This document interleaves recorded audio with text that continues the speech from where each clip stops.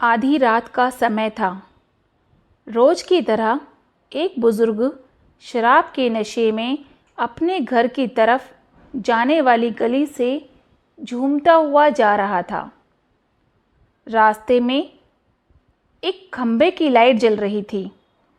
उस खंबे के ठीक नीचे एक 15 से 16 साल की लड़की पुराने फटे कपड़ों में डरी सहमी सी अपने आंसू पोंछते हुए खड़ी थी।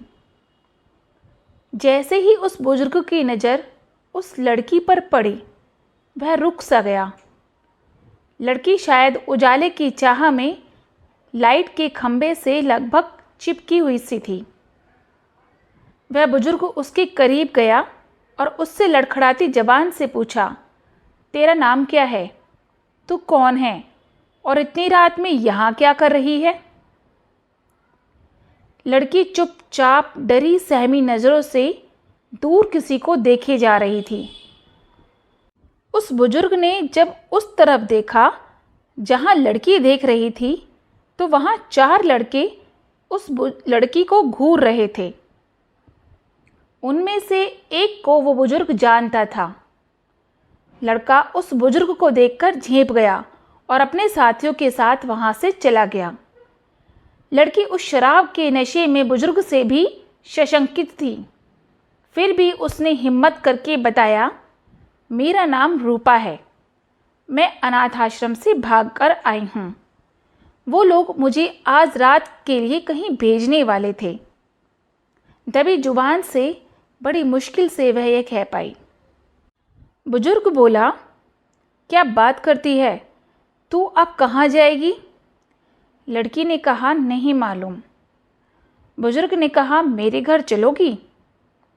लड़की मन ही मन सोच रही थी कि ये शराब के नशे में है और आधी रात का समय है। ऊपर से ये शरीफ भी नहीं लगता है।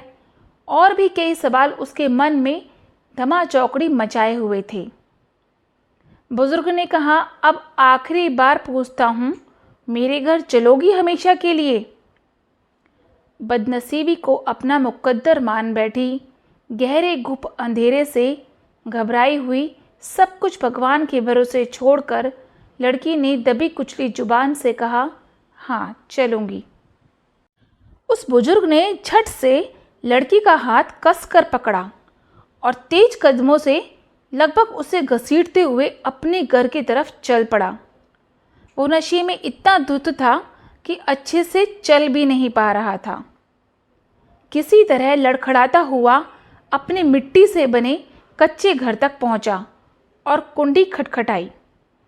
थोड़ी ही देर में उसकी पत्नी ने दरवाज़ा खोला और पत्नी कुछ बोल पाती उससे पहले ही वह बुजुर्ग ने कहा, ये लो, संभालो इसको, बेटी लेकर आया हूँ हमारे लिए। अब हम बांझ नहीं कहलाएंगे। आज से हम भी औलाद वाले हो गए। पत्नी की आंखों से खुशी के आंसू बहने लगे और उसने उस लड़की को अपने सीने से लगा लिया। फ्रेंड्स, मेरा नाम है नूतन अग्रवाल। अगर आपको यह कहानी पसंद आई हो तो प्लीज़ कमेंट करके ज़रूर बताइएगा। धन्यवाद।